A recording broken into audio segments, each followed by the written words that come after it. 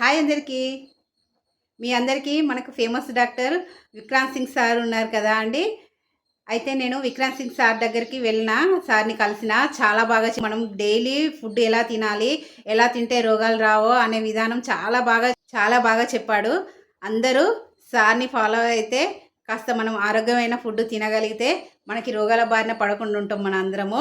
Sir చెప్పినట్టుగా ఆ food preparation నేను మీకు తయారీ విధానం చూపెడుతున్నా. మళ్ళీ లాస్ట్లో మన లంచ్ ప్లేట్ మీకు చూపెడతా. హై ప్రోటీన్ వెజ్ కర్రీస్ ఎలా వండాలో తయారీ విధానం మీకు చూపెడతా సార్ చెప్పిన పద్ధతిలో. గానుగ నూనె అయినా నెయ్యి అయినా ఇవి వేసి తయారీ విధానం మీకు నేను చూపెడతా. రండి తయారీ విధానం చూసేరు. మళ్ళీ లాస్ట్లో మాత్రం మిస్ అవ్వకండి. లంచ్ ప్లేట్ ప్రోటీన్ సార్ చెప్పినట్టుగా మీకు ఆ క్వాంటిటీలో చెప్పి చూపెడతా. ఓన్లీ లంచ్ ఇలా 3 పూటలు తినాలి. 3 పూటలు తింటేనే సార్ చెప్పినట్టుగా మన బాడీకి సరిపడా ప్రోటీన్ ఫుడ్ అందుతుంది. వచ్చేయండి చూసేద్దాం. సార్ ముందు మనం పప్పులని నైట్ నానబెట్టుకోవాలని చెప్పారు కదా, నేను నానబెట్టుకున్నా. మంచిగా కడుక్కొని వాటర్ పారవోసుకొని ఉడకబెట్టుకుందాం. ఇదిగోండి పప్పుని కడిగి నీళ్ళు పారవోసిన. ఇప్పుడు ఈ పప్పు ఒక గంజులో వేసుకొని ఉడకబెట్టుకుందాం. మంచిగా టేస్టీగా ఎలా వండుకోవాలో చూపెడతా. నేను చూపించినట్లుగా వండుకుంటే పప్పు టేస్ట్ చాలా బాగుంటుంది. వట్టిదైనా తినేయచ్చు. మన మెయిన్ కాన్సెప్టు టేస్టీగా వండుకోవాలి, వట్టిగా తినేలాగా ఉండాలి. అప్పుడు మనము ఎంత పప్పు క్వాంటిటీ అయినా తినచ్చు, క్వాంటిటీ కాస్త ఎక్కువైనా తినచ్చు. చక్కగా వాటర్ పోసి ఉడకబెట్టుకుందాం. పప్పు మెత్తగా కాకుండా లైట్గా పలుకులాగా ఉండేలాగా ఉడకబెట్టుకుందాం. మళ్ళీ తర్వాత ప్రాసెస్లో మెత్తగా ఉడకనిద్దాం. పప్పు మెత్తగా ఉడకనిచ్చుకుందాం.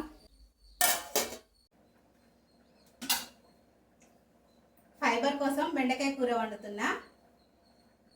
మనకి ఎప్పుడైనా కానీ ఫైబర్ ఖచ్చితంగా ఉండాల్సిందే. ప్రోటీన్ తిన్నప్పుడు ఫైబర్ ఉండాలి.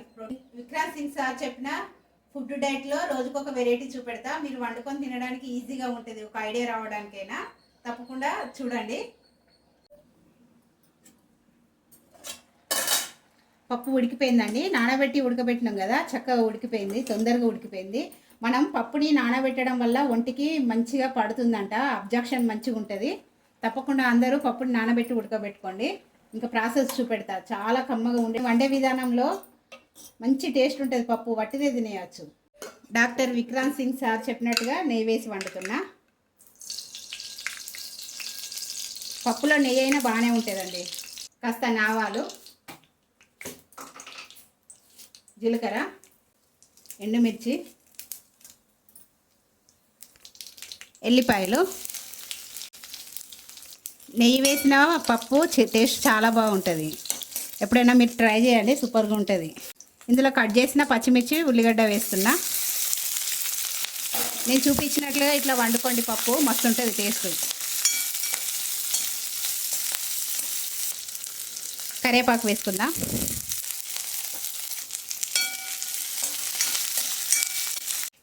పచ్చిమిర్చి ఉల్లిగడ్డ కాస్త వేగినాయి. ఇందులో టమాటా వేసుకుందాం. టమాటా మంచిగా ఉడికిన తర్వాత ఉప్పు కారంని ఉప్పు కారం వేసుకుందాం. మనకి అన్ని పప్పులలో హై ప్రోటీన్ ఉంటుంది. తప్పకుండా విక్రాంత్ సింగ్ సార్ గారు వెజ్ వాళ్ళకి పప్పులు కంపల్సరీ అని చెప్తున్నారు.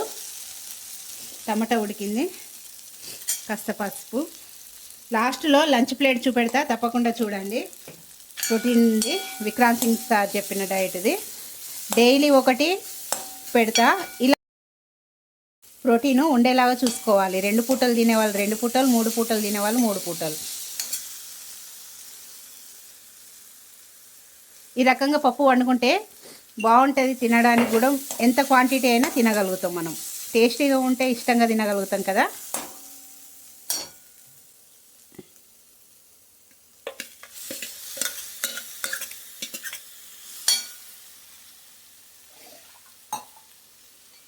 నానబెట్టి వండిన పప్పు అండి ఇది.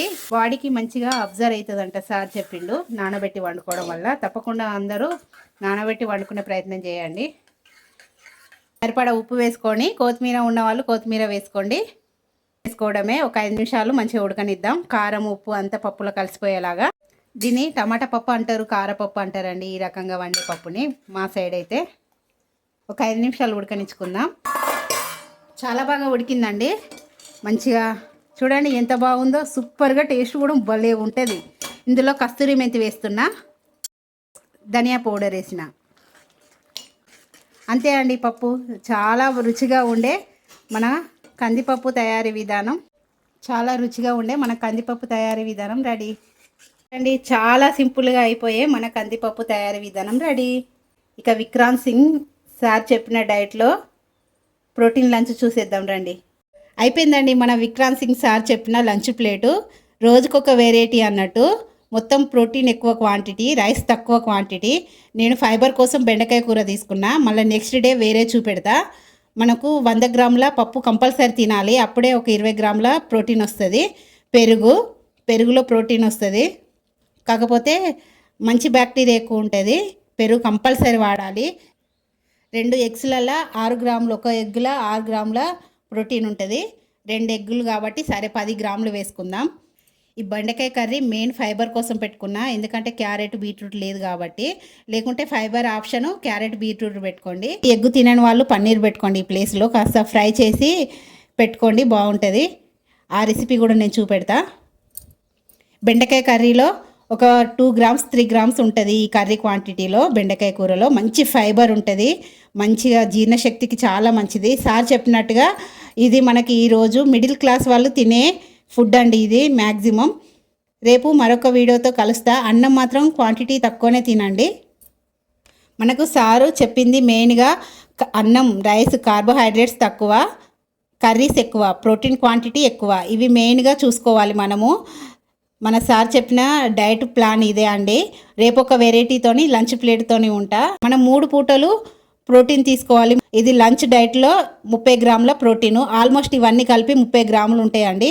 30 గ్రాముల ప్రోటీన్, 30 గ్రాముల ప్రోటీన్ మన లంచ్లో కంప్లీట్ అయిపోతుంది. ఇలానే ఈవినింగ్ మార్నింగ్ కూడా కొంత తీసుకున్నాం అనుకో, ఒకరం మనం ఎంత వెయిట్ ఉన్నామో అన్ని గ్రాముల ప్రోటీన్ తీసుకోవాలి తప్పకుండా డైలీ.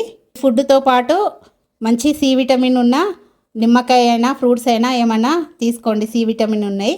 అంతే. రేపు మళ్ళీ ఒక రెసిపీతోని కలుస్తాను నేను. బాయ్ అందరికీ.